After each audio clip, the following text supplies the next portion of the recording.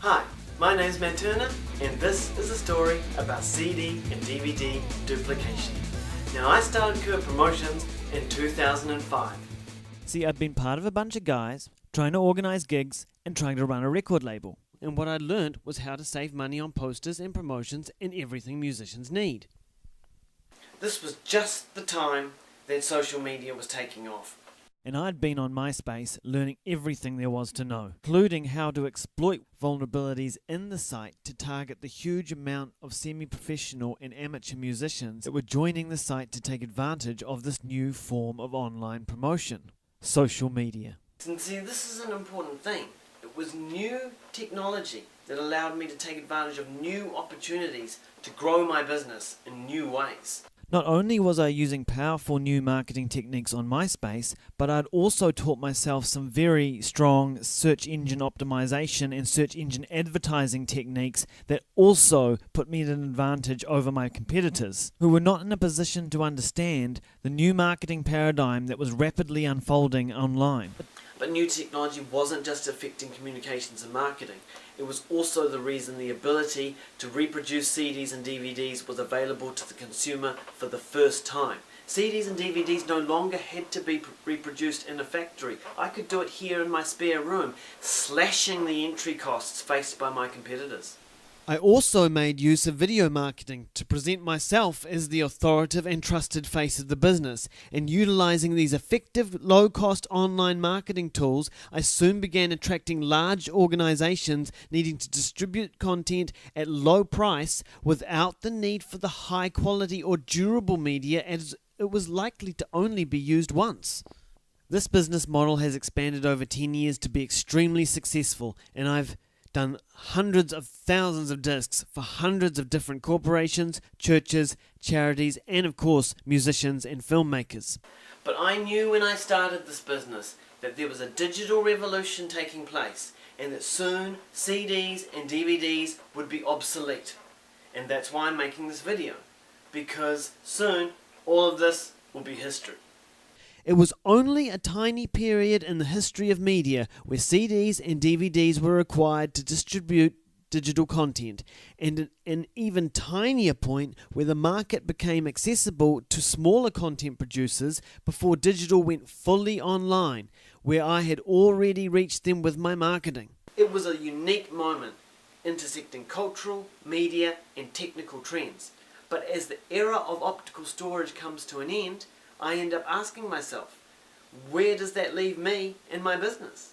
I've got all these discs, hundreds, thousands of discs collected over 10 years, hundreds of hours of digital content of all kinds of local music, performances, video, culture, information, art. I've spent 10 years of my life helping to make this content available. Now I have this massive archive documenting the creativity of local artists. Remember, the function of an optical disc is storage. This product was created for the purpose that content could be stored and shared. And I saw the opportunity to really explore the meaning in the reproduction of this unique content I had participated in as an economic activity, but could now see an artistic aspect to explore in that work and in the content that's been left to me. There's an opportunity to build with what is there. A deep collection of local and amateur music, performance, culture, and art, explored through digital media. It can be explored as a text and deconstructed, explored for its critical media themes, postmodern concepts exploring this replication of the image, the reproduction of media content, of narratives as they exist within the technological parameters of CD-DVD duplication. But essentially it's about people's stories and what they mean to them. There are opportunities to explore the art as a creative concept. This is unique content from everyday local people, many artists, musicians, filmmakers, actors, dancers who poured their heart and soul into their work and perhaps only ever made 50 copies to sell to their friends.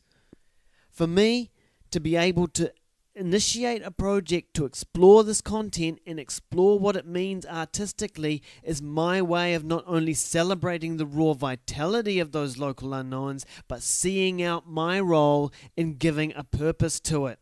So what I've begun to do is digitize and archive every single CD we've got here. Now there will be a few challenges. I have a few concerns about, say, the audio quality of the music on the older discs, but that is all part of the challenge of the process. I mean, we've got hundreds of hours of authentic original video content. We've got hundreds of hours of original music from undiscovered local artists, only ever released on physical media as a small limited run.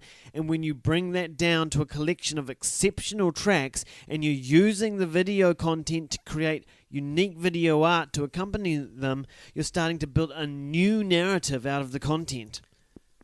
Narrative sources are being deconstructed and recombined into a deeper context, weaving songs and stories and performances together in a new way. This way, what I've done as a business can now progress into a rich and diverse artistic digital concept. For me personally, it's about deconstructing the whole business into an experience through media content and art.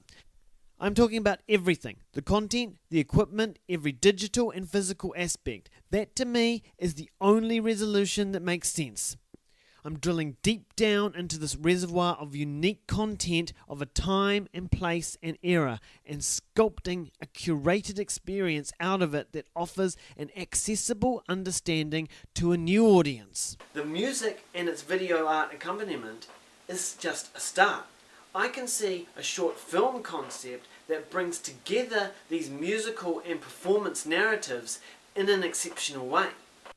There are lots of opportunities to work with video and music artists who want to contribute, remix, put their own spin on it, and keep drawing from and refining the source content into a progressing concept of a curated collection of content. As long as that source content is accessible, as a body it can be constantly evolving, mutating. My contribution is about my experience building a business, providing a service, and that the business brought this content to me. This is all part of a progression for the business, the content, and for me. This business changed me more than any experience in my life, and now I get to develop an opportunity to explore the meaning in that and capture the unique diversity that could easily be lost. Of course, KURB Promotions will continue to offer print and media promotion services. There is also an accompanying video to this which explores more of the small business aspect of developing KURB. KURB will still offer disc duplication as long as it is viable, but it is clearly coming to the end of an era and the beginning of an exciting new project, exploring this content as an artistic concept. Like all art, it's about a story. It's a story about a journey that I'm thankful for and owe gratitude to all the customers, all the suppliers and all the contacts we've worked with over the years. But the story isn't over, and I hope you're as excited as I am to see what happens with the KURB Archive Content Curation Project. I'm Matt Turner from KURB Promotions, and thanks for watching.